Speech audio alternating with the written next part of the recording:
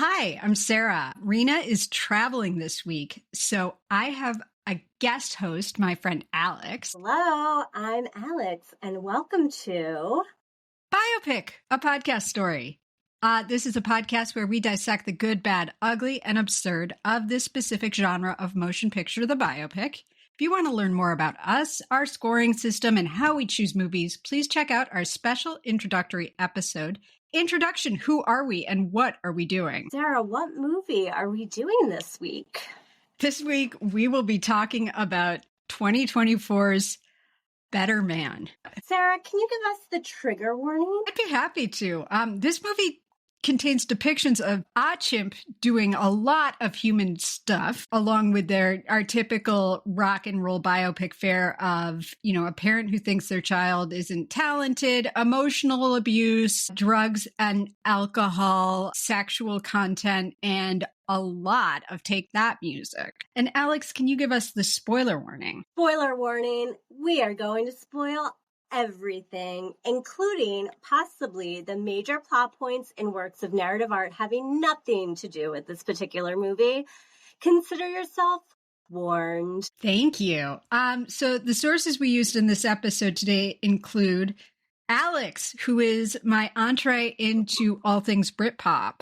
Alex, can you just give us like a 60-second on Robbie Williams? So I learned about Robbie Williams because he was a member of the boy band Take That, which never really made it in America beyond their hit Back for Good. He went off and had a solo career. Again, never really took off in the United States, but huge in the UK and beyond. He was very cheeky, very handsome, kind of a naughty tabloid boy in the late 90s. Around the turn of the millennium, which was one of his hit songs. The other song that was very big in America was Angel, a ballad. He hasn't put out music that's really made it over here in a really long time. And I was a big fan of him because he kind of looked like my ex-boyfriend, Patrick. Now that you said that, I cannot unsee it.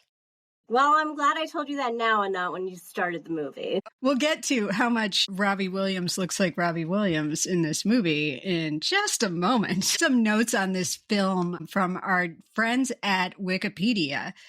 Better Man is a 2024 film co-written, produced, and directed by Michael Gracie about the life of English singer Robbie Williams. In this film, Williams is portrayed as an anthropomorphic chimpanzee with computer-generated imagery performed by John O'Davies using motion capture. He's voiced by both Williams and Davies. Also, this film features Steve Pemberton, Kate Mulvaney, Alison Steadman, and Damon Harriman in various other roles. This movie premiered at the 51st Telluride Film Festival in August of 2024, and then it was released in the U.S. on Christmas Day, and then in Australia and the UK the following day, Boxing Day. The film received very positive reviews, won 9 Australian Oscars, including Best Film, and it was nominated for Best Visual Effects at the Oscar Awards, Critics' Choice Awards, BAFTAs, and Visual Effects Society Awards. However, despite these laudatory awards and whatnot, it was a huge box office failure. It grossed $22 million against a $110 million budget. There's a lot of speculation as to why it bombed. Most people are kind of sure that it's because people didn't know who Robbie Williams is, and they were sort of mystified by the presence of a chimp playing him, which same girl. This project was announced in 2021. And it received a lot of funding from the Australian government. It's described as a satirical musical. It was going to cover 30 years of his career, and it sought to, quote, reinterpret and recontextualize some of his songs. The long and short of it is this movie was made by Australians for Robbie Williams' fans, of which there are dozens left or interest in seeing movies. He's a big star in my head, which is very confusing. Alex, was he a big deal in Australia? Either that or he's got some major dirt on the Australian government. And if that's the case, I would love to know what it is. I had no idea the Australians were so heavily invested in Mr. Robbie Williams. I'm not surprised he's big there, but big question I had as I watched this movie, and even before I watched it, just knowing this movie existed, my big question is why? And for who? Yeah.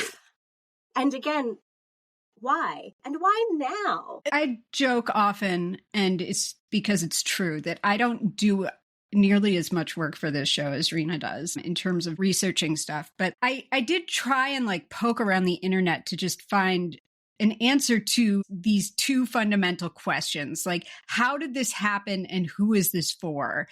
And I was unable to get to the bottom of both of those questions. This film's existence is a beautiful mystery. I love Swinging for the Fences movies, and we have watched a lot of weird shit since starting this show.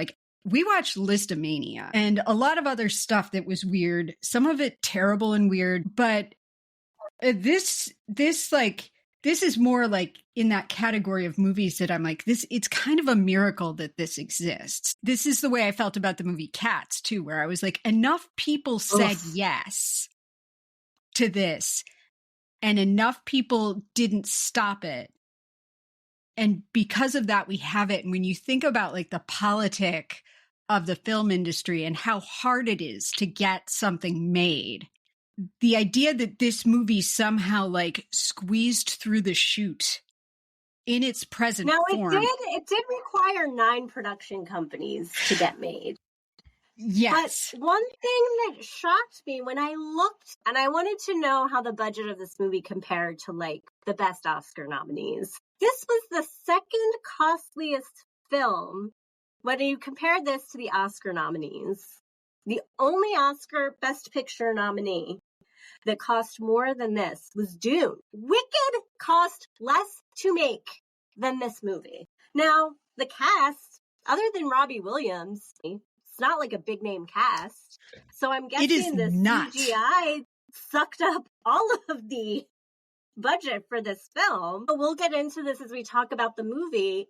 If you weren't making the lead character a chimp, that's the main gimmick of the movie. They've turned Robbie Williams into a chimp because that's how he sees himself. He's an unevolved creature. He's a performer.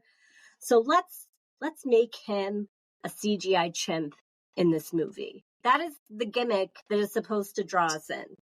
If he wasn't a chimp, would this movie have gotten made? I mean, certainly it would have cost less. And you ask about 9 production companies, which is dangerous territory we're talking about when you're getting 9 production companies involved. We talked a little bit about this in our Gotti episode. And just for reference, Gotti had 9 production companies involved in it. I'm actually surprised that this movie is as cohesive a vision, such as it is, given the number of production companies involved, because that usually means you're cobbling together a lot of money. We've all seen The Sopranos, and also, I don't know if we've all seen season 5 of Beverly Hills 90210, but I have. The film industry is a really good place to launder money. Okay. Well, interesting theory. So when you have all of these vanity production companies that have produced nothing else, you're getting into territory where it's money that maybe came from somewhere that needs to be washed and then extracted at a higher rate. Basically, we're talking the white collar crimes of the world. Film industry is great for that. Maybe this is where the Australian government comes in. Maybe there is some Australian government is trying to launder money by making a Robbie Williams biopic. Just unconfirmed. I'm do Australians pay taxes? Are they outraged by their tax dollars going to this? A lot of European countries have film financing. Countries do have these arts commissions, But again, I mean, like, why Australia? Why? I did Like, not expect our conversation to start with accusations of money laundering. Yeah. Related to the budget of this movie. Or but there like, really is no other explanation. Or did they have a surplus? Why aren't you returning that to people in tax returns or something? I wasn't paying attention a lot in school. And when I was, it was because I like majored in air and spelling studies. My understanding of like the who's and whys and wherefores of how this even could have potentially happened in the first place are like lost. And then I can't find a reason that this exists. Yeah. You know what else came out in 2024? This movie comes within a year of a 4-part Robbie Williams documentary on Netflix. So we had some real fresh Robbie Williams content already in the content pipeline for us to feed on. So why we needed this on top of a 4-part Netflix documentary is also baffling. Why do we have so much Robbie Williams content? Sure. He seems to really love reliving the trauma of being famous, this movie. Yeah. Is 2 hours long, which I also found shocking. Oh my God, it was more than 2 hours. It was 2 hours and change. It was like 2 hours and 15. And there were periods of this film when you really felt it. Can I read you the description from Apple TV? Of course. So before I even hit play, there's a description saying that this is a movie about Robbie Williams, one of the greatest entertainers of all time. Now, again, we've established, is Robbie Williams even well known in America? Is this tongue-in-cheek? Is he taking himself too seriously? At this point, we don't really know yet because we're just at the description. Now, knowing Robbie Williams, I would say, okay, maybe he's like one of the greatest entertainers of his generation. That may be fair to say. I've seen him live. He's very charming. He's a great performer. Of all time? Like, who does he think he is? He's no Liberace. He's no Barry Manilow. No Neil Diamond. Yes. I mean, he actually may be a Neil Diamond, who I love. He's definitely no Frank Sinatra, who was alluded to many times.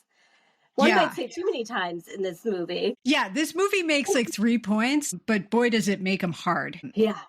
Repeatedly. My first exposure to Robbie Williams, and this is how I know this was true, in terms of the accuracy of this film, I did a visit to the UK when I was young, and I happened to arrive the day that he was announced to have quit Take That, and all of the tabloids were losing their minds over this. There were indeed suicide hotlines set up and being talked about on the news. Like, all of that was real. People were losing their minds. Now, I was thinking about it before we started recording. Like, why did Take That not make it here? And I think they fell into this weird time period between like New Kids on the Block and the next wave of boy bands like NSYNC and Backstreet Boys. So when like Take That was like big in the UK, the US was kind of moving away from that poppy style and like into grunge and stuff. So you and I met when we were freshmen in college. We were 3 days into our experience at school, and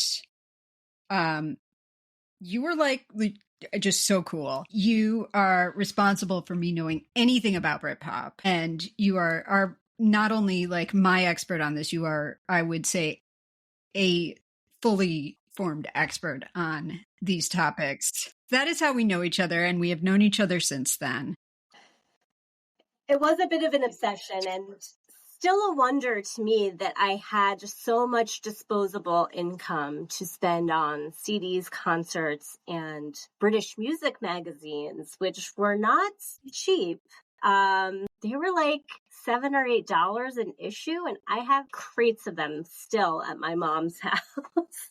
Tell the children at home how much you paid to go see Robbie Williams in I saw 1999. Robbie Williams in October 1999, and those tickets were $23.50. It makes me cry how cheap concerts used to be. So cheap.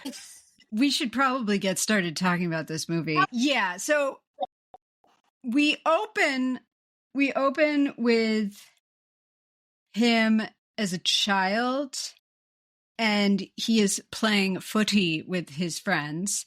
And I will say, like, the chimp gimmick works until he is a fully formed upright man.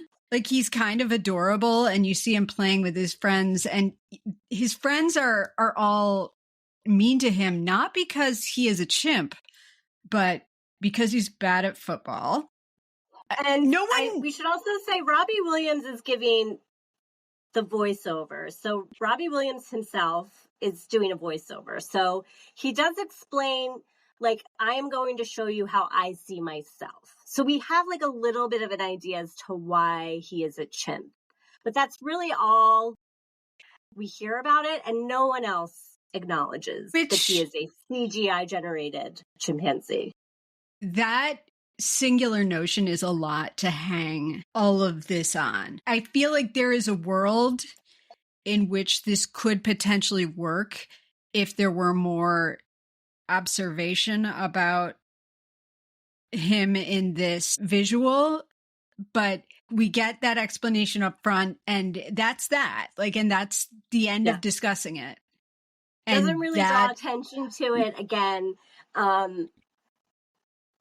for the rest of the movie. Things do get weird at a certain point with all of the chimps. At any rate, so we see him at home with his grandmother, and they have a very sweet relationship. We watch them watching Frank Sinatra on the telly. I'm going to stop saying things like I'm a British person like right now. They're watching Frank Sinatra, and again, like he's a chimp. That never goes away, where you're like, these actors are giving very good performances opposite a CGI chimp. So there's like a little person in a green suit with mocap. So kudos to all of him a bath, and he's like a little monkey, and his grandma is like shampooing his chimp fur. Like, it's just totally normal. But I did love his relationship with his nan. She seems to be the only adult in his life to see his value. She tells him he's enough and he's not a nobody, because apparently that's his biggest fear in life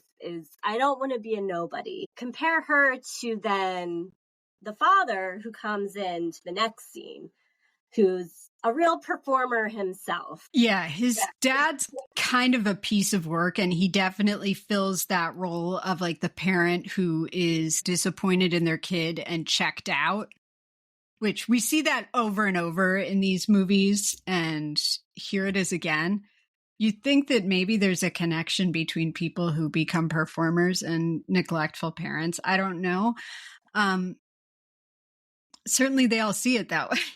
They start performing My Way Together until Robbie knocks the antenna off the television and his father goes apeshit on him. Nice pun, Sara. Oh, no, I didn't do that on purpose, but there it is. He does. There it is. I didn't go in to this movie with a lot of expectations. Really, the main thing I knew was there was a CGI monkey playing Robbie Williams. I did not expect the first musical interlude to be My Way. Both the dad and the son I found just a little too hammy and kind of annoying. I'm going to make just a blanket observation about Robbie Williams. Ape or not, seems like an exhausting person to be around. He seems like what I would describe as like a benevolent narcissist, where it's like he's not mean about it, but everything is about him all the time.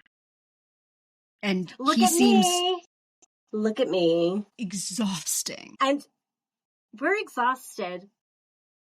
And by the time at the end of this scene, the title card comes up, we are 12 minutes in. And we are already feeling exhausted by the energy of this person, who at this point in the movie is still a child. Yeah, this is like being pummeled by a theater kid. This is the longest 12 minutes of my life. And as I said, I can live in a world with an anthropomorphic animal playing a part. I love the Paddington movies. They do not treat him less than human. I can deal with with broad choices, but it's just it just gets unaddressed beyond the surface thing. I get it. You're a performer. When you're in the spotlight, I can see how you feel like you're a performing monkey, but it's clear from the very beginning, that's isn't that what he wants to be? Yeah. This is the life he chooses. And oh boy, do I hate it in these movies when the famous person at the center of it is acting as if this is all being put on them. And that is what we're dealing with here. Oh God, we'll get to that. So right before the title card comes on, just to really hit home what a narcissist his father is, we see that his dad fails to show up for Robbie's performance in the Pirates of Penzance.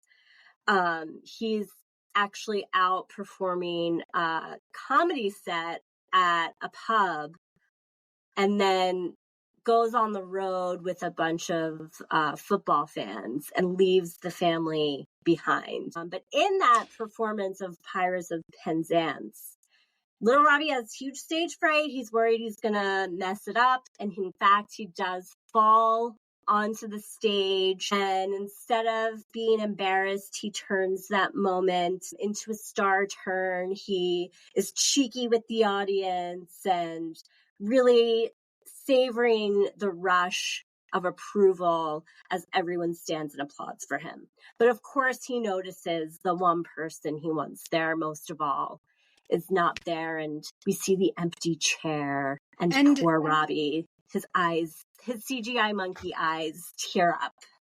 I don't know how much Curious George has been shoved down your throat in your lifetime, but I've had quite a bit of it. I have to keep reminding myself, oh, no one else is seeing the monkey. But I'm like, oh, look, the monkey is adorable in Pirates of Penzance. And then the monkey fell down. And so we get to school, and his school counselor seems to be steering him towards a career in nursing, which... And we fast forwarded a few years. So he's now in thank God. high school. And... chimps shouldn't be nurses either. No. And his school counselor is very dismissive of Robbie, who tells him, I'm going to be famous. And he's kind of laughed out the door. But before he leaves, he signs the sign-in paper and then throws it at the school counselor and says, you might want to save that. Because he's pretty sure of himself. And then we see him and his friend talking about their future on a billboard for Knebworth. Can you explain what Knebworth is? So this would be a device called foreshadowing here, but I'm guessing there's a lot of people who might not even have caught this as foreshadowing, because at least an American audience, I'm guessing, has no idea what Knebworth is or why it's important. So it's the largest outdoor music venue in the UK. Queen has played there. I think The Who has played there. We're getting clued in that Knebworth is kind of in his consciousness, this goal that he is moving towards when he becomes famous. His friend, I guess, plays football, and Robbie's like, well, are you going to do that after school? And he's like, well, no, I think I'm just going to stick around here and stay at home. And Robbie's cannot believe you wouldn't want to get out of their small town and become famous. And he says to his friend, who gives a fuck if you love it? It's what matters is that people love you doing it. So it's clear that Robbie sees fame as a gateway to adoration, love that perhaps is missing from his own family unit. He's become a fully formed adult at this point. And this is where the chimp thing is really no longer works for me, because it is a man's body with a chimp head on it. It's kind of drifting into Cat's territory. Yeah. it's a little more sophisticated than that. He's got like a hairy body, but it's an adult man's body. It's a weird choice. He does walk on two legs. He doesn't like walk like a chimp with his like on all fours. He finds out about auditions for Take That, which is the boy band that he will join. He sings a Sinatra song, and they are like the guy Straighten Up and Fly Right, allegedly, which is such an odd choice because it's such an old-fashioned song. I don't think he actually performed this. I think he did perform a pop song, but for the sake of this movie, they had him singing this really old-timey song. And then Sara, I was so like, he walked in wearing an ugly ass shirt. It was a white button down with this hideous blue floral print tucked in to a pair of ill-fitting jeans. And he's singing this really like old-timey song. But by all intents, he should have bombed the audition. But because he like turns around at the end and gives a little wink to the manager, apparently that cocky charm is all that's needed to win himself a spot in the group. Does he even have any talent, or is he just charming because of that? Because he's like, that wink got me the job. He's just skating by on his charm and his good looks. Yeah. Now, this raised a question for me. Yes. Because up until this point, he's like, you're right. We haven't really seen his talent, but he's talked a very large game. So, do you have to have a level of delusion to become famous? Like, because he seems very delusional to me. I think that you like certain kinds of fame, absolutely. Like, I think that if you're going to become famous in the way that he wants to be famous, or the way that like Madonna is famous, like I do think you have to be a little, like you have to be able to drown out the voices in your head that tell you like to doubt yourself, because as we know, artists are all damaged. And I think you have to have like a subhuman amount of confidence, and you have to be a little bit of a psychopath to kind of like constantly be stepping outside yourself and examining what you're doing at any given time as an actor. And I do think like it explains why drugs and alcohol are such a solution for so many people. Like I remember reading about like Patrick Swayze, for example, really struggling with the success he experienced because he didn't understand why him. And I would imagine that like you're kind of constantly outrunning any sort of sense of why me. So Robbie does get into the group. He goes to visit his dad briefly before he finds out, who's apparently now moved from just comedy to also being kind of a lounge singer in the British catering hall circuit, which that's a movie I'd watch. But Robbie was only 15 when he was accepted into the band. So he wanted this thing that he really didn't, I think, even fully understand what he was getting himself into. So he was the youngest in the group. They're not famous right out the gate. There's a bit of a slog to get there. They show the group kind of meeting up for the first time. I think it was really strange that they had Gary Barlow, who's kind of the main talent of the group. He's an established songwriter. He's kind of a child prodigy. He shows up to the first rehearsal in a Cosby sweater and khakis, and he's carrying a briefcase, which again, I was like, did this really happen? Like, why would you show up to a boy band audition in that outfit? But I guess it's maybe painting a portrait of Gary being kind of a square and very businesslike in his approach to being basically the leader within this boy band group. I always thought like the little cute one was the youngest, but Mark Owen? yes, thank you. I always assumed he was the youngest. I think Robbie was. 15 and getting like this much attention is really unhealthy. I will say. I also thought it was interesting that the manager had a plan of how he was going to like build these guys up. And he had them starting out in gay bars. And I find this fascinating, like taking this group of young men and throwing them into gay clubs, singing and dancing and building your audience in that demographic, which I think is definitely a brilliant move. The manager takes them out to dinner and he says, "Look around, boys.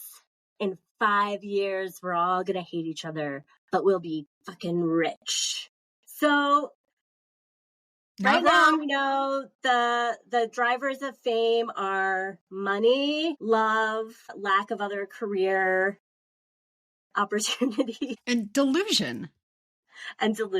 We'll also add the manager, their manager, and the guy who formed the group, Nigel Martin Smith, is played by a really talented actor named Damon Harriman. He played Charles Manson in Once Upon a Time in Hollywood. To see him playing like a dressed up British man when I've only seen him play scumbags, it was wild. It's not a far leap from Charles Manson to a boy band manager. Fair enough. Charles Manson did have musical aspirations of his own. Yeah, Charles Manson was kind of a boy band manager himself, wasn't he? It seems like this guy like woke up one day and decided he was going to start a boy band. I'm sure there's more to it than that. At the audition, like he was just him and a folding table. You don't hear what qualifies Nigel Martin Smith to be putting this group together. Nobody's playing an instrument except Gary. And yeah, like where does one get the qualifications to do this? So they end up doing a safer sex tour, which includes the slogan, "Don't be a fool, cover your tool." It is so 90s. So then we see they do make the crossover and they play a club of girls and they were screaming. And it was like kind of the Beatles style, like not like your typical woo at a concert, but just like primal. So they're performing in front of girls. And then we find out that instead of an inner child in this film, he is going to have an inner monkey who shows up. Who shows up like a real creeper.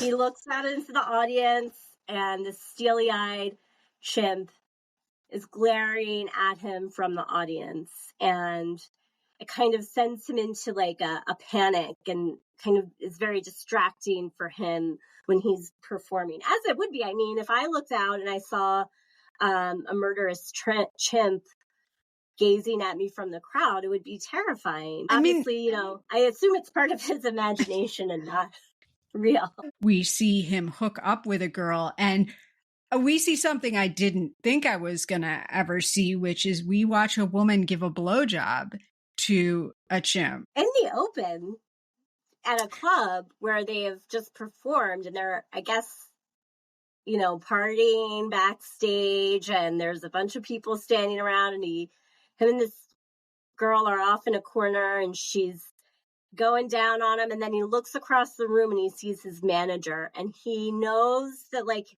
they're not supposed to have sex with groupies. Like they're a boy band. They have an image to maintain.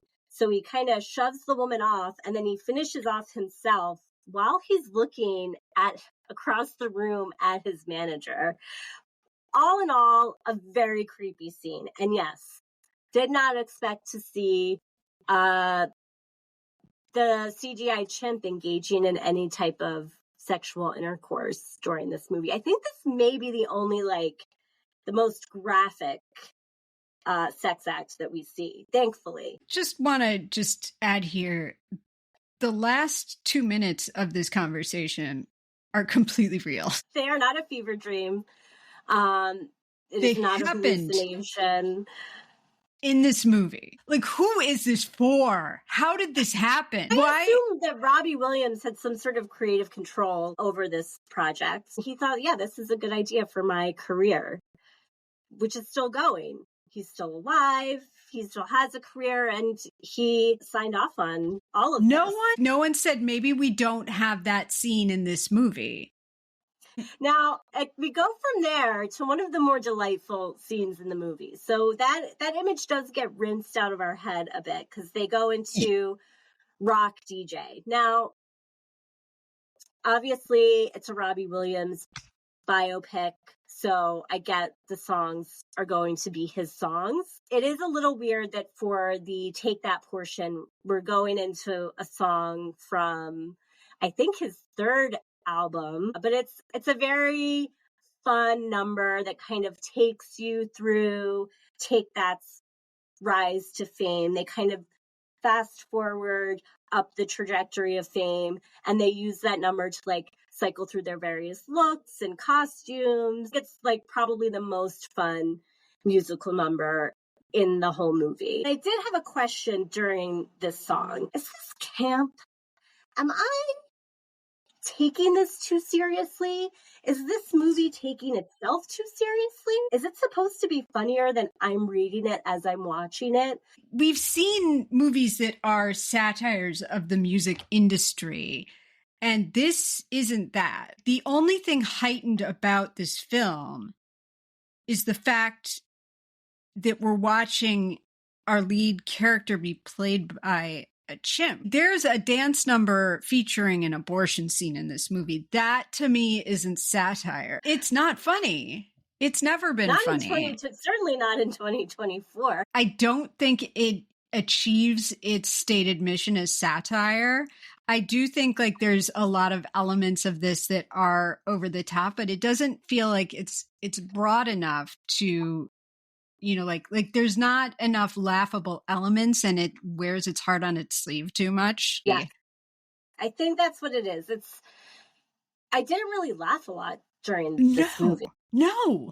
Then I think that's why I liked this rock DJ number so much. Is it was a very light, and it was very fun. There is a lot of talky in this movie that could have been trimmed significantly, especially because we don't go deeper than fame is hard because I have a hole inside of me that cannot be filled by any amount of substance or human. Like, we cover every conceivable edge of that idea, but we never go deeper than that. As a result, a lot of the conversations feel very repetitive. We don't need to have this conversation 6 times with his dad. We could have it twice. We don't need to talk about how hard it is to be famous with every single person who walks in and out of this film. He goes back home to Stoke-on-Trent to visit his mom and his nan, and the fans are just mobbing his house. And Rob says, my mom didn't open her curtains for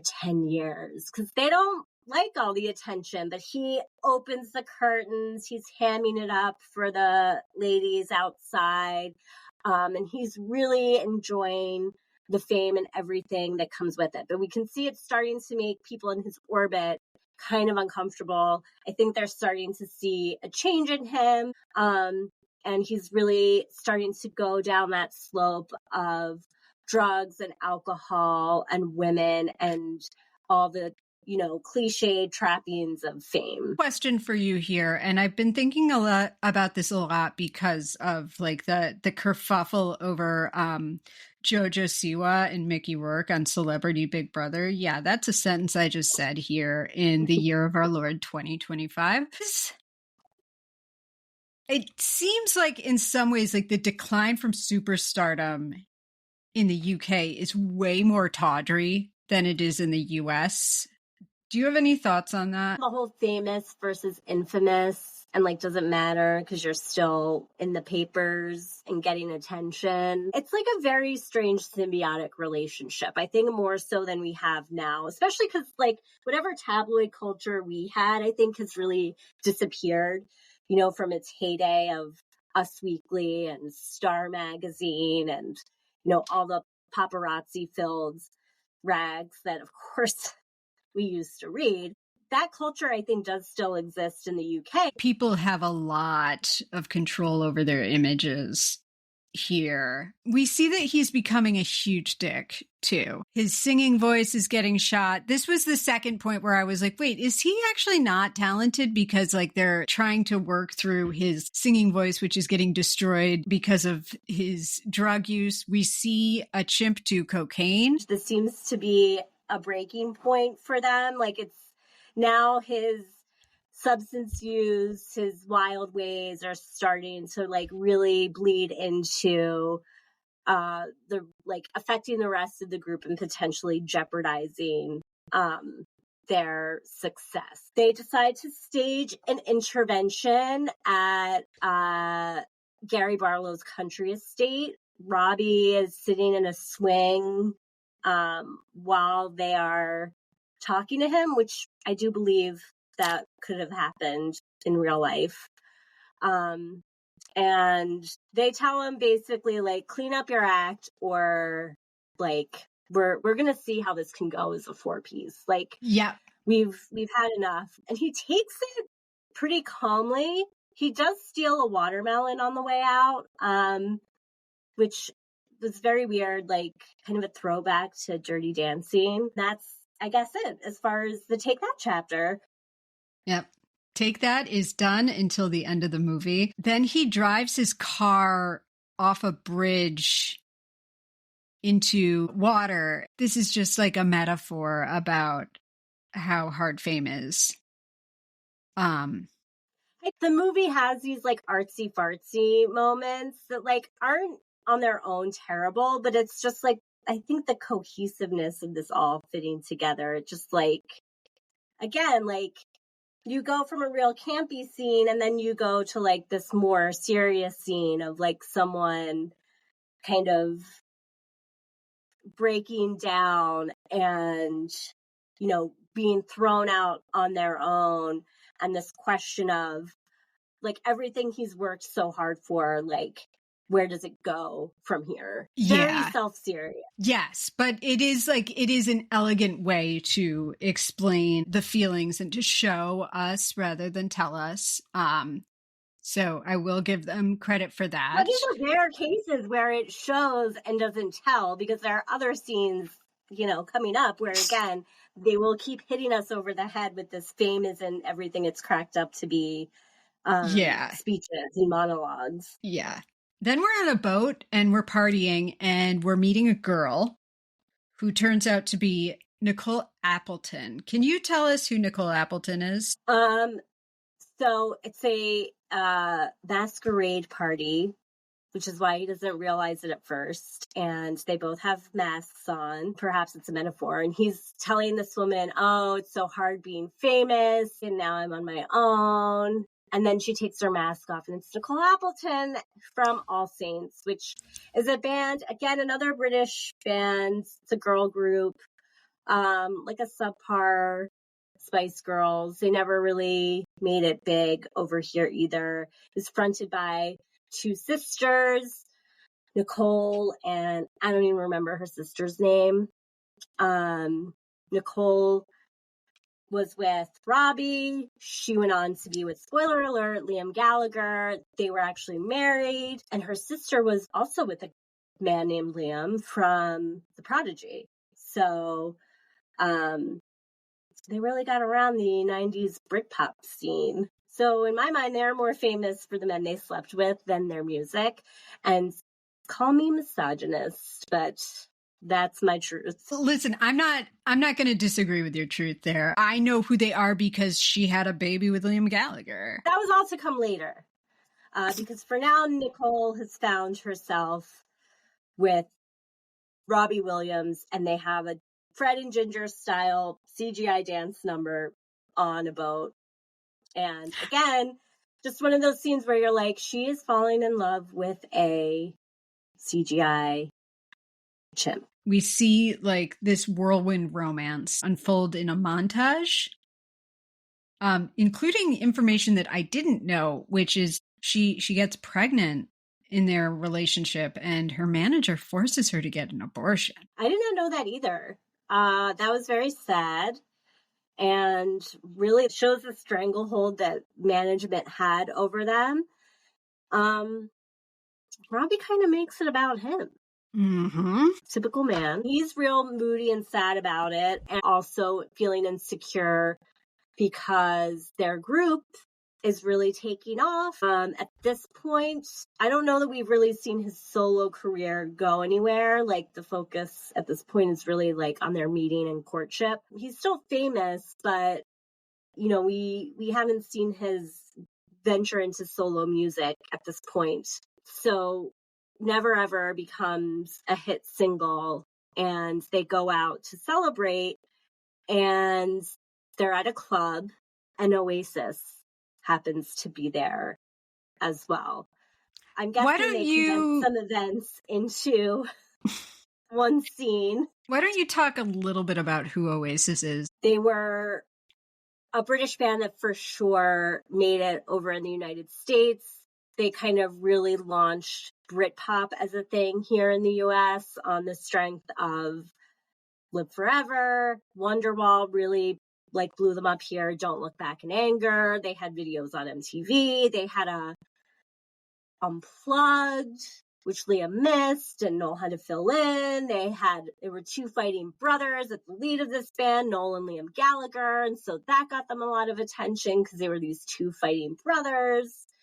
And they were everything to me. So here they are in their prime in the 90s, hanging out at this club. And I just have to think this was deliberately and intentionally shady on the part of Robbie Williams to have the actor playing Liam Gallagher be such a parody of Liam and also not attractive. I'm sorry to this man, whoever he is, but Liam Gallagher is so much hotter than this man they had portray him. And Noel is just a lump on a stool strumming a guitar who like mumbles something.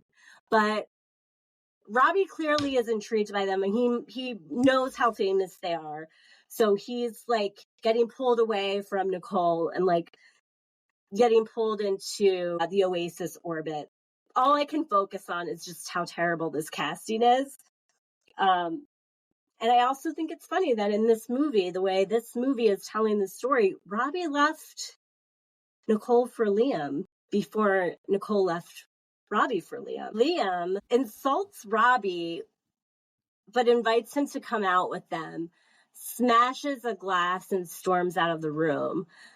And it seems like a very abusive relationship. Like, Robbie's getting pulled into their orbit. Liam's like basically insulting him. Liam smashes a glass on the pool table and storms out, which reminds me of in Wet Hot American Summer when Paul Rudd throws the cutlery on the floor and like storms out of the room and invites Robbie to come out with them. So Robbie ditches Nicole for Liam. Yep. Did you find that portrayal of Oasis as offensive as I did? He seemed like deliberately very trolly. I think of Liam Gallagher kind of in the same way I think about Jim Morrison, where I'm like, he's a hobgoblin and a troll and a little bit of a man baby, but he is not without charm. And I think like he's also really funny. The thing about the portrayal being so trolly in the movie, like both physically and otherwise. Again, sorry to that man. But Liam and Robbie Williams, like, were very similar. They were both very handsome. They were both funny and very cheeky and very full of themselves. So, like, the fact that there was this weird relationship of rivalry between them is just very funny because they share many similarities. Yeah. And I can see why they wouldn't like each other because of that too. You know, but sure. But yeah, I think it was an unflattering portrayal of him, and it did feel quite intentional.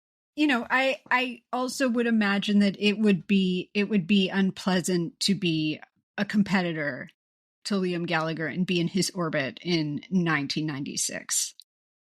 Yeah, I mean, especially because they were so big and they had crossed over. And Robbie is really starting over for himself, which moves us into the next scene where he's having his first meeting with his new musical partner, Guy Chambers, who he will start working on his album with and collaborating with as a songwriter and musical director. Listeners of this show will know that I'm obsessed with seeing people do the work, and I really appreciated this scene because we see how Guy crafts a song and here's what he has created and is like, here's what we need to do with this. I love seeing that. And there's a line that Guy gives him where he says, songs are only valuable if they cost something. So I think he really makes Robbie realize that if he wants to make it solo, like, he can put out crap pop songs, but really pushes Robbie to be a little bit more vulnerable as they're writing songs together. We saw this in Rocket Man, which is a movie that is a much better executed version of like sort of like the fantasia of exploring what songs mean and what they create in your head, and also like the dynamic of songwriter and lyricist. This was like the only talky scene in the back half of the movie that I was like, oh my god, are we still talking? We're gonna do this again? Then we also go into a sequence where we see how he gets very cheeky with the media and starts to become kind of a loose cannon in terms of what he says, which has its charm, but it's also like a lot of what he says is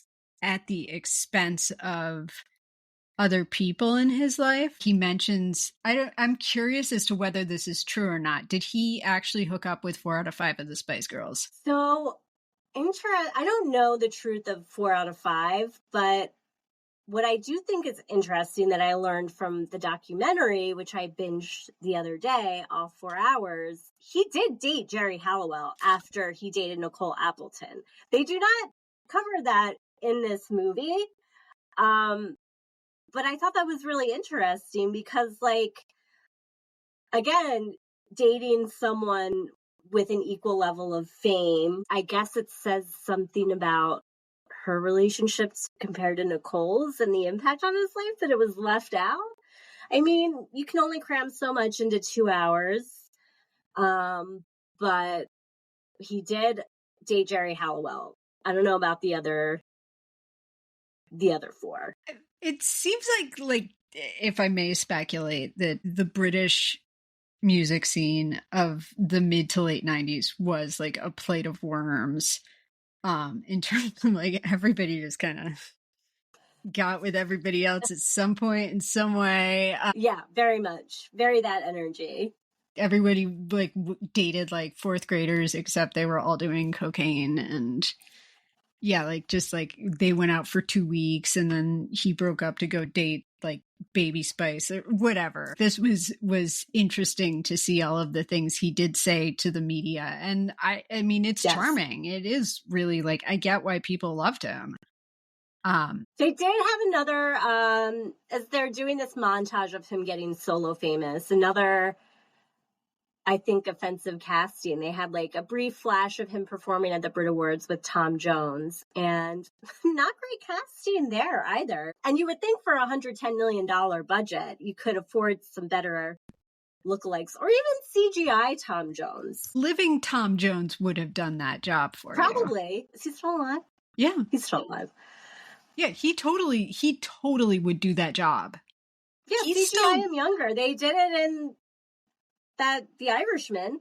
Yeah, got $110 million. CGI budget towards making the real Tom Jones look a little younger. At some point in all this, he's rising to fame. He yells at his manager about wanting to get booked at Knebworth. So this goal is getting like kind of elevated in the plot. I'm guessing a lot of U.S. viewers or people who didn't know who Robbie Williams was or didn't know UK music were like, what the fuck is Knebworth and why? It's like not given any context as to why this would be an important gig. For context, in 1996, Oasis played 2 nights totaling 250,000 people, which was huge. Between the drugs and the fame going to his head, he's also getting very aggressive with the people around him. Him and Nicole have a fight. They break up, and he trashes his apartment. He's very upset by the breakup. But the only thing I could think during this scene was like trashing his apartment in this economy. I just found it kind of insufferable when we're on the brink of like a recession. Yeah, and it's going to be impossible for anyone to get their hands on a new TV for like 5 years. And he's just throwing it around like, oh, whatever, no big deal. Just smash up a bunch of lamps and TVs. We're always excited when a musical biopic has the trope of someone destroying furniture, so it's here. I guess it was kind of a missed opportunity to have him. Like, do you feel like he hulked out as much as he could have for being a CGI chimp? To your point here, if you're going to do a CGI chimp, like, show me the chimp strength that leads them to rip off people's arms and balls and fingers and face. It's just like a normal dude breaking a TV with a chimp face. So he's sad and he's angry, and then I guess his man dies in this, right? So that is very sad, and I think he's like, is he late finding out, like, because he's like so caught up with himself? Yeah, and he's devastated, and he writes the song Angel, which was probably like his biggest hit over here. I think so. This sequence was actually sad because you do realize that this was one of the purest relationships that he had. He starts to become like even more of an asshole in the lead up to Knebworth. His dad says something that I appreciated, which was a new version of the speechifying about how hard fame is. It was a good, just like a good comment for a change from his. It's interesting because his dad has this obsession with fame, and like has really instilled that in Robbie, that like unless you're famous, you're a nobody. And so it's a weird back and forth they keep having with each other about Robbie feeling like he's worthless to his dad unless he gets rich and famous. During this scene with his dad, I just thought, wow, Robbie really needs to read Adult Children of Emotionally Immature Parents, which is a book that I own, but I have not read myself yet, but I do hear is very good. And I think clearly would be very helpful with their father-son dynamic. And I will give his dad this. Robbie, go to therapy. Talk to someone about some of this stuff. But one thing I did appreciate from his father's perspective is his idea of what fame is pretty broad. And also the joy he gets out of performing for even like 10 people is very real. His idea of fame is also being like the second runner-up in a karaoke contest in a pub somewhere. And he enjoys that as much as he enjoys any other aspect of performing. And he reminds him that it is a privilege to perform for people. And it is a privilege to have that opportunity, which I was like, that's a good lesson. That is a good lesson. Does seem to get through to him eventually. And I liked that a lot. And then he also, his best friend from the Knebworth billboard comes to see him. And oh my God. He's such a dick to his friend. He's in a mansion complaining about being famous and all the pressure he's under and saying to his friend, you don't understand. And his friend's like, yeah, I don't understand. I work a regular job. I have a kid. I struggle to pay my bills. Like, I have no idea, like, what you're dealing with. Have a little perspective, dude. Like, look at what you've got. Why are you so sad? And like, not to say you can't be depressed and famous or have like mental health issues and be famous, which the documentary goes a little bit more into Robbie Williams's mental health and like the depression he had around this time and the panic attacks he would sometimes get performing. And I feel like if they had alluded to that a little bit more directly, he would have come off as less of a like entitled, petulant child in this moment. If someone had this conversation with me, it's the last conversation we're ever having. If a friend talked to me this way, I'm like, we're done being friends now, because of the things he says to him about how like he just was like too cowardly to get out and he didn't have the talent or the drive, and now he's stuck with his life like this, and of course he doesn't understand. And I'm kind of like, Robbie, that's a bold choice, given that it sounds like you got out because you winked at someone and you got lucky in an audition, which, I'm sorry, also like any actor or performer is going to probably have to admit that at some point luck has something to do with it. I mean, because as much as I love Robbie Williams, he's not the most talented singer. I mean, he is an entertainer. He is a performer. Like, what makes people love him is his charisma and his charm, more so than like his ability to dance or sing. He is very lucky, and none of that is really sinking in to him, even though he is about to accomplish the goal that we have been building up to throughout this movie, which is performing at Knebworth. So He did perform at Knebworth. He sold out 3 nights. So he holds the record for having reached the largest crowd at Knebworth. He played to 375,000 fans over 3 nights. Counting the whole crowd from like all 3 nights, I don't know. Like, shouldn't the record go for the single night? I'm nitpicking here. I just want Oasis to have the title. I know, sweetie. This scene takes a really interesting turn. This is one of my favorite Robbie Williams songs. I'm not as big a fan of his ballads, which there seems to be more of in this movie. I really like his upbeat songs, and this is like such a fun song. He opened the show I saw to this song.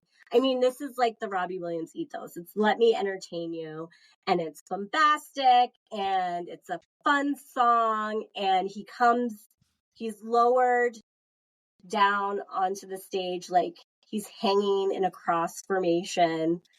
He's lowered down onto the stage, and the crowd is huge, and they're loving it. And then it takes this like very dark turn. So I had a question here, and I want to make sure that I phrase it carefully. Did he have a breakdown at Knebworth? Like, is any aspect of this outside of what we're about to talk about? Like, did that happen? He had there were some big performances where he had a really severe panic attack, and that kind of threw him off internally. I don't like he got through the show. He did the show. The show was by all measures on the outside a success. But what we see is slaughter, like very bloody, over the top. All those versions of himself we've been seeing, like glaring at him from the crowd, those inner versions of himself, his inner critic, like they're all showing up to Knebworth, and he is going to war with them, including little child Robbie Williams. He even kills the child monkey self. And at he the kills end, all of the monkey versions of himself. He is the last monkey standing. This was the most this was one of the most insane propositions for a scene that I've ever seen. Like, I'm bloody. Like, this is like a bloody fight, like a bloody, like Planet of the Apes style battle. Yeah. While let me entertain you place. Again, like, I guess, yeah, that's like, there's the metaphor about fame, like the performing monkey, let me entertain you, and I'm gonna fucking kill every part of myself. And, you know, it's like, is he killing the inner critic? Is he like finally suppressing it? I guess that's what we're kind of leading up to, because following this, I guess he hits a real low point and he's like kind of suicidal. This part, I kind of got distracted in this next scene. So he's just had this huge set of shows. He's accomplished his goal. He's slaughtered his inner demons, I guess.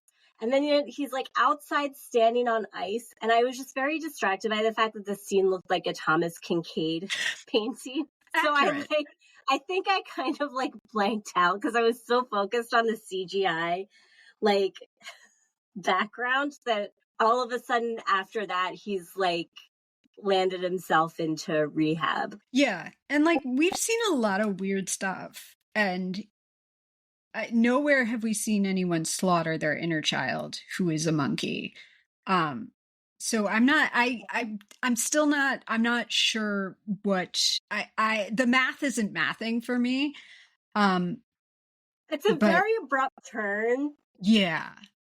It's an abrupt turn in a movie full of abrupt turns to say the same thing over and over. That scene may have been more shocking to me than the blowjob scene, because it's such a fun song. For it to suddenly move into mass murder, I was like, oh, I wasn't prepared for that. No, I was woefully unprepared to see this all happen. So I guess it's good that he's getting help after that, and he's detoxing and going to rehab. But I think I would have found it as a normie, a non-famous person. Like, I think I would have found it really annoying to be in rehab with him, because he is in a group complaining about being famous again, right? Yeah, like this would be a point where I feel like a good sort of counsel lead would probably like listen politely to him and then tell him to be quiet and listen to other people. Yeah. Rather than like to continue to speak. Which we didn't see that scene, but I want to believe that it happened, that at some point a counselor was like, hey, you know what? You might want to stop talking about how hard it is to be famous and listen to, the experiences of these other people.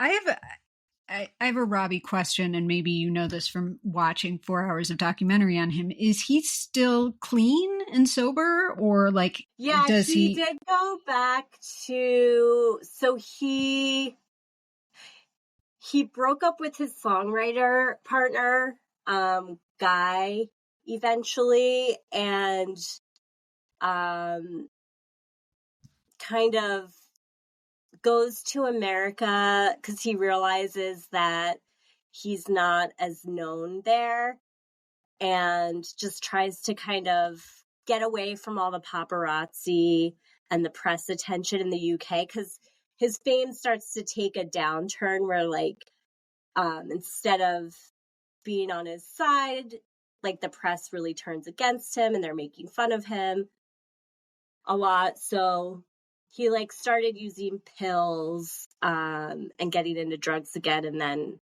I think after that he cleaned up and he's married now. He has 4 kids. Seems to be like outside of performing, like generally a real homebody. But it is funny to me too that he never made it over here, and this is where he lives, which I guess does make sense if you're trying to escape the trappings of fame. But also just funny that like even with this movie coming out and the documentary, like the only full show he's done in New York, he did like 2 shows in 1999. He played a couple radio shows after that, like showcases with other artists.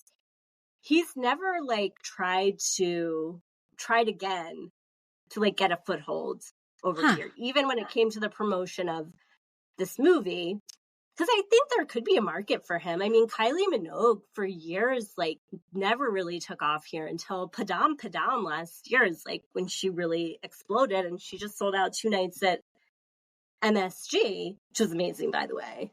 And she did a song with Robbie Williams called Kids, which is not addressed in this movie, but it's a very good song. There is a market for like his particular style of performance. And like we are in a very like, I guess like I kind of like look at what he is and what he's embraced ultimately as a performer. And I'm like, there's a place for you in this weird world we live in. Like if you want to get super famous, I don't know if that's even the goal anymore. But yeah, like so he gets out of rehab and it reminded me a lot. Tour. Yeah, it reminded me a lot of like there's a very specific thing that it reminded me of, which is there's an episode of South Park where Cartman thinks he's dead because everyone is ignoring him except Butters, who thinks that he's like his sort of like his sixth sense kid who's like there to like help him find his way to heaven. And he does this song called Make It Right. He's singing it and he's going around and he's bringing everybody who he owes like an amends to a fruit basket. And that's what this reminded me. And there is literal fruit in this scene because he delivers a watermelon back to Gary Barlow's doorstep. Yeah. Yeah. He goes on like the most literal apology tour of like making amends to people. And he even plugs in a TV and drags it to his nan's grave and hangs out with her headstone. Yeah, which is cool. And at a certain point, I guess he went back to his mom's house or his dad's house, and there's a flash to a picture of like Robbie as like a baby or a toddler. It's like a baby picture of him posing with his dad. The dad is like the actual human actor, and then it's like the CGI baby monkey, and it was so stupid. Like, what are we doing? Like, just the level of detail on occasion in this movie, and the commitment to the bit of him being a monkey. And like, and for what? It doesn't deliver on anything. It's so wild. And yet, he's still a monkey. At the end, spoiler alert, he does not turn into a real boy. Which the I movie thought ends. Could have happened. Did you think that was going to happen? You know what? I'm trying to think now. Would I have liked this movie better if he had become himself in the end? I might have. I mean, it certainly like it would have delivered on kind of the setup. It is like yeah, like I was kind of expecting to see the real Robbie Williams at the end. And we see him a little bit in the credits, but yeah, I was kind of like expecting him to become a human boy. We kind of end up back where he started a bit. We're in a CGI venue.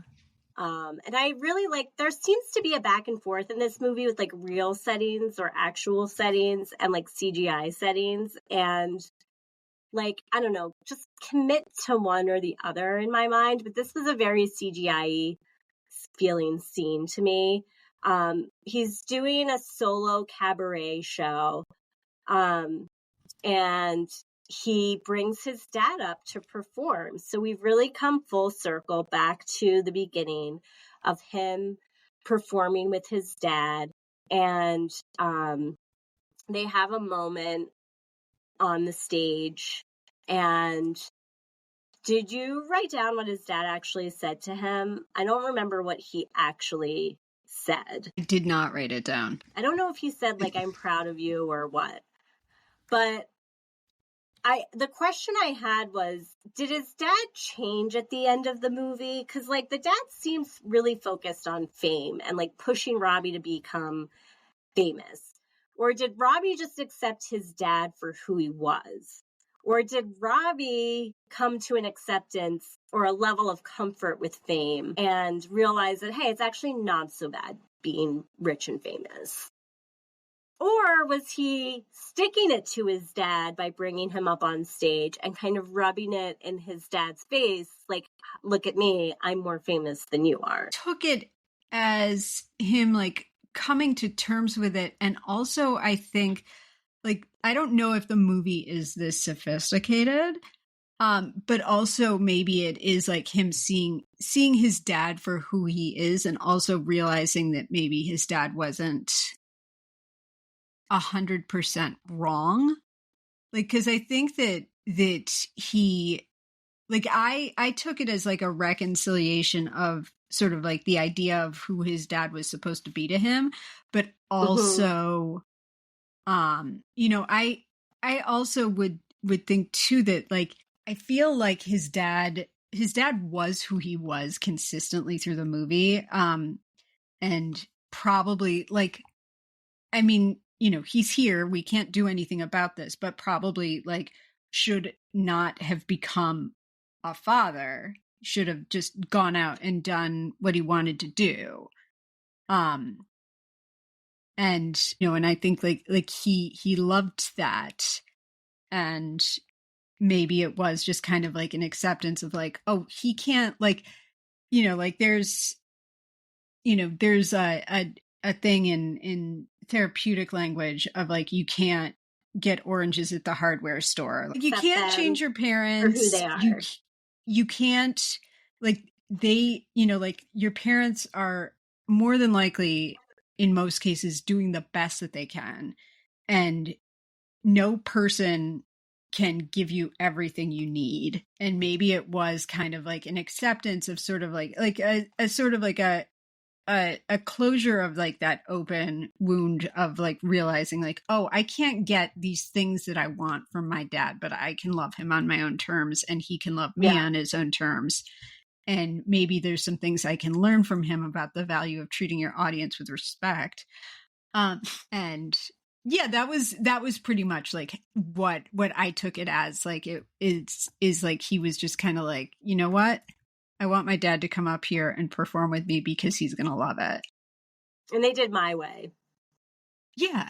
Right?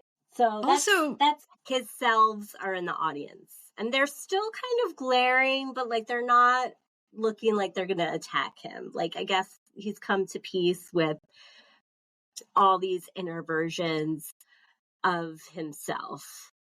And this is where it ends. And then there's a voiceover, and maybe I'm jumping ahead to choice dialogue here, but I do think it's worth saying the last lines of the movie, because this is just like too much for me. I'm a fucking entertainer. It may be cabaret, but it's a world-class cabaret, and I'm the fucking best at it. Fuck yourselves. Embrace your inner Tom Jones. Embrace your inner Luann de Lesseps, the Countess from The Real Housewives of New York, who I think would argue with him about being the best cabaret performer. But it also begs the question, if you have to tell people you're the best at cabaret, are you the best at cabaret? Now, this is very Robbie Williams, very boastful, very cheeky, very cocky. So an appropriate note to end on, but very bombastic. A very specific thing to be the best at, too. Yeah, like he could have said, it may be pop, but it's great pop. But he did go with cabaret at the end, I guess. Yeah. This is how he's defining himself. So there we have it. That is a better man. And again, at the end, I asked again, for who, for why, and would this movie have existed if you had not made the lead character a CGI monkey? And would the movie be good enough without that gimmick? At no point did I feel like I understood why it was happening. I thought it was a very flimsy premise. It was a flimsy premise. It didn't pay off, and because nobody asked for a movie about Robbie Williams, to my knowledge. Oh, Sara, getting into awards talk, and speaking of, you know, the chimp, this did get an Oscar nomination for Best Visual Effects. Now, it was also nominated with Dune and Wicked and Alien and Planet of the Apes. So kudos to Better Man for even scoring a nomination. Yeah, this was a stacked year. I mean, those are all like... Also funny to be nominated against Planet of the Apes sequel. It's like pitting monkeys against each other. Yeah, there was a very Planet of the Apes-esque battle scene. Yes. I will allow that. Stacked year for visual effects. And I do feel like, as much as I didn't care for or understand the chimp, it is a very fully realized character in terms of like the CGI is impressive. Like you see, it is a very good CGI chimp. Yeah, like it doesn't look like a man in a monkey suit. It doesn't, and also I think that we would have liked this even less if the CGI chimp didn't carry the emotional load that it carries. So I guess kudos to the body actor who like the body actor and the VFX team for like the face. And I mean, I feel like a lot of that is too, like, from what I understand, like it is more face than one would think. Yes.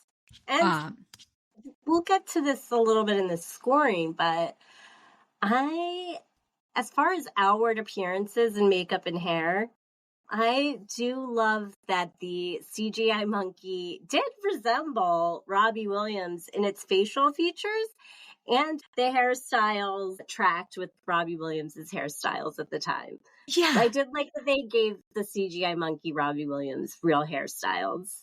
Yes, they did. They pulled that off.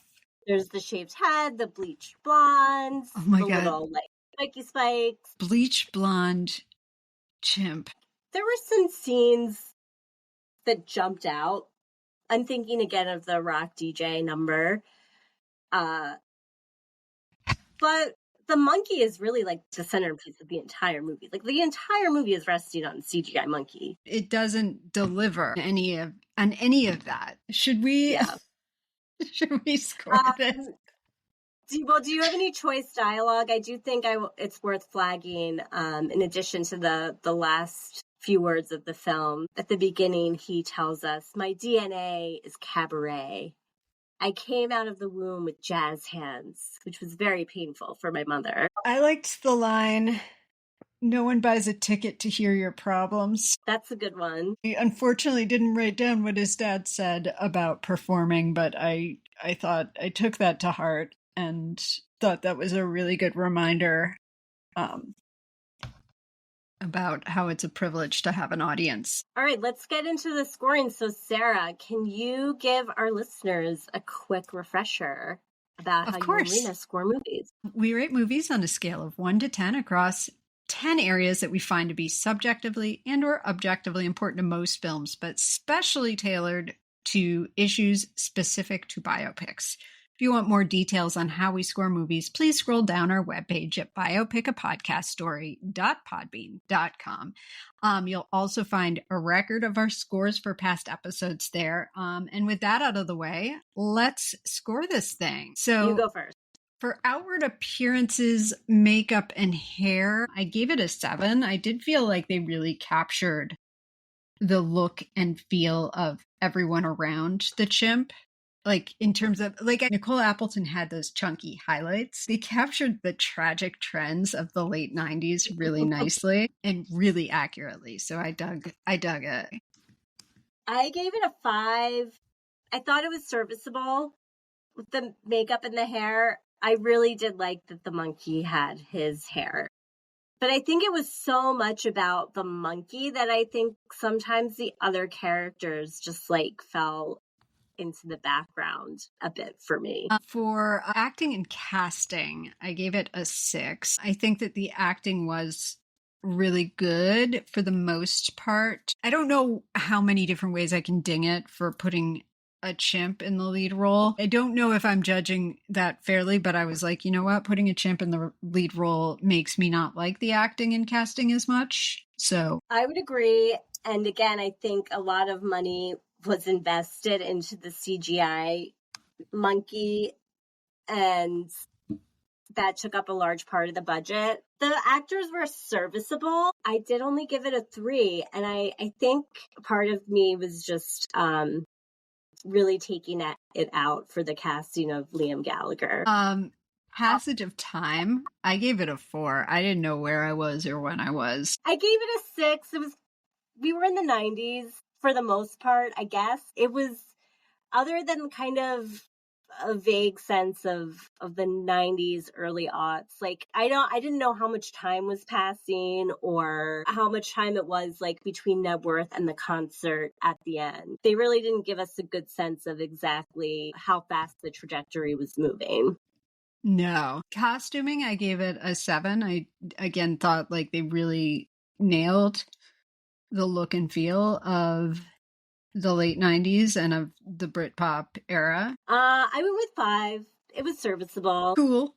Quality of the script, I gave it a 4. I gave it a 4. They really a recycled. lot of ham-handed famous bad speeches. Or yeah, like they just the be all end all. Recycled that idea over and over. Accuracy, I gave it a 5. Having a hard time not judging for the fact that the lead actor was a chimp. But that was not accurate. No. Also, the Knebworth concert becoming a chimpanzee bloodbath. I do think like it was accurate to the way Robbie Williams remembers things. I gave it a 7. As far as I know, the events happened. I don't know that after watching the documentary, I don't think the timeline in the movie was super accurate, but I think the general story was accurate. Storytelling. I mean, it didn't stick the landing, but it was unique, and I gave it a 6. I wavered between a 5 and a 6. I went with a 5. I did think, sure, it was inventive. My brother, who watches a lot of movies, is like, he really liked that. He said it was very audacious, and movies don't do that anymore. Sure, but I think it also contained a lot of cliches about the downfalls of fame. Production value, I gave it an 8. They spent a lot of money on that chimp, and it was achieved. I gave it a 6 because I think they did spend a lot of money on the chimp and then kind of skimped on some of the other areas. That's fair, like yeah. casting or sets. They just kind of like, and they flipped back and forth between like CGI sets and real sets. And I just kind of wish they would have gone one way or the other. Agreed. Production, direction, decision making, I gave it a 4. Gave it a 3. I do think it had some good musical numbers. The decision to make him a monkey is really what I'm docking it for. I think that's what people would give it a 10 for. For me, I could not overlook that choice throughout the entire movie. There's no payoff. I think if they had come back to it, or like maybe the monkey turns at the end and like winks at the crowd, kind of like at the beginning, but like he kind of fades into like Robbie Williams. Like it doesn't have to be a big shot of fully human Robbie, but just like throw us that wink again. Do we care? I gave it a 5. Gave it a 1. That's fine too. And here, look. I went into this movie liking Robbie Williams. I was a fan. I got to see him. Haven't really thought about him in a while. This movie made me like him less. Oh. And I don't know if I didn't know who he was, if I would care anymore at the end of this movie. I'm sorry. Listen, that's okay. That's why you're here. I was a harsh judge. To be a harsh judge. And to give a harsh opinion. Like, that is why you're here. And I have a very hard time with do we care? Because I'm like, I care about humanity. I'm weak. It's not the worst movie. But there will always be something better than this to watch. That is... And I guess you could say that about a lot of things. But listen. Like, yeah, you can. I don't feel more fulfilled for having watched this. It's okay to feel that way. And you know what? That is a very fair interpretation of a lot of the things we watch. a lot of things I'm like, there's something better on. So I believe that makes my final score 4.5. Okay, mine is a 5.6. So let me do the average here. 5.5, 5.05. Okay. That is a perfectly fair score for a movie that we don't want to watch again, but is Don't need fine. to watch it again. Yeah. Now, as far as other things that you should watch, look, I think invest another 2 hours and just watch the Robbie Williams documentary on Netflix. Most of the movie is him sitting around in his underwear on his bed, watching old footage of himself and describing what was going on at the time. And it's kind of like a therapy session. He talks about fame as being very traumatic, but he does really seem by the end of it to have come to a place of acceptance and appreciation, really give you kind of, I think, a more complete picture of Robbie Williams. And look, I don't mind looking at him sitting around in his underwear. I mean, He's still a handsome guy. He's aged pretty well. That's the other odd choice about this is that Robbie Williams was and is extremely good looking. Why am I looking at a chimp? I mean, as far as chimps go, it's like an attractive chimp. Yeah, but it's still a chimp. Yeah. But also, if you want to feel for the 90s music scene, I think Oasis did a documentary of their Knebworth show, Knebworth 1996. And it just made me very nostalgic as an Oasis fan for like that era. And Blur's No Distance Left to Run, that documentary made me cry because that era, if you liked British music in the 90s, like it was such a specific era and it was like relatively short-lived. It does make me miss that time because it was such a specific subgenre of music. And I am bummed that Robbie didn't make it over here. I kind of wish he'd give it another go. Especially after watching the documentary. I think he could find an audience here. I would also recommend Gimme Shelter, the Maysles Brothers documentary of the Altamont concert. I don't know why I was talking about it at work, but speaking of slaughter at a concert. Yeah.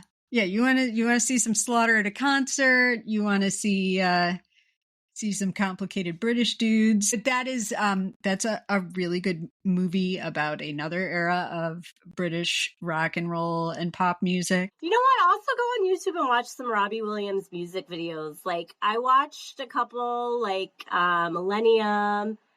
The rock DJ video is really like, it goes in a direction you may not expect. And it's very reminiscent of the Let Me Entertain You video in a way, montage in the movie in a way. He takes his skin off. His videos really showcase what a good performer he is and like how charming he is. I'll have some fun and go watch some of his like actual human music videos, not his chimp videos. Oh, I fully added the soundtrack to my phone. I found the music like a lot of fun. So just a couple of outro announcements. Our podcast baby has matured. We just launched our Patreon in effort to just defray some of the costs associated with bringing the show, platform hosting costs, research, things like that. We also do pay for movie rentals because we don't want to download any viruses onto our computers. There's going to be more to come for Patreoners, but for now, we just give you a shout out. We'd love to thank Gates, who is our first Patreon subscriber. And and then Sara.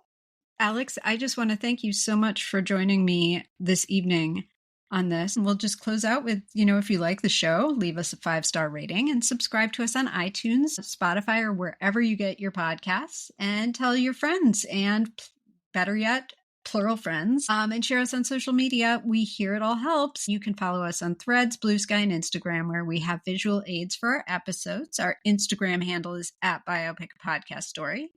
So check us out there, and we'll link to that in the show notes as well. Reminder, our webpage is biopicapodcaststory.podbean.com, where you can see all of the movies that we've done in the past and our official ratings. If you want to get in touch, you can email us at biopiclistenermailbag@gmail.com. Tune in next week, everyone. And thanks, Rena, for letting me fill your seat while you're out on vacation. I hope you're having a great time. Mm-hmm. Sara, it's been a blast. I will give Rena's good night line, which is good night to the earnest and the cynical. I may be in the latter for this when it comes to this movie. Yeah. And yeah, join us next week. And Alex, thank you so much for coming. Good night. Love you, buddy. I love you too.